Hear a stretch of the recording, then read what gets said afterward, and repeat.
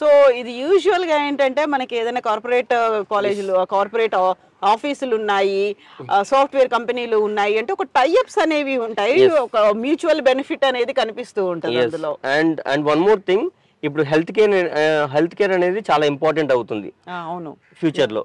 So health care అంటే మీకు అన్ని విధాలుగా మెడికల్ కోడింగ్స్ అని మెడికల్ పరంగా చాలా చాలా సాఫ్ట్వేర్లు డిజైన్ అవుతున్నాయి అడ్వాన్స్ టెక్నాలజీని యూస్ చేసుకుంటూ. సో వాళ్ళకి ఇప్పుడు మెడికల్ సపోర్ట్ అనేది మన దగ్గర నుంచి హెచ్సిఎల్ టెక్ కి ఏవిఐటి అందిస్తోంది. తీసుకుంటున్నారు. ఇప్పుడు మనం ఏదైనా మన పిల్లల్ని ఎక్కడైనా జాయిన్ చేయాలి అనుకుంటే నాక్ అక్రిడేషన్ ఉందా, యూజీసీకి తగ్గట్టుగా ఉందా, దీంట్లో ఉన్నటువంటి గ్రేడ్స్ ఏంటి ఇవన్నీ చూస్తూ ఉంటారు కదా, ర్యాంకింగ్ ఏంటి అనేది.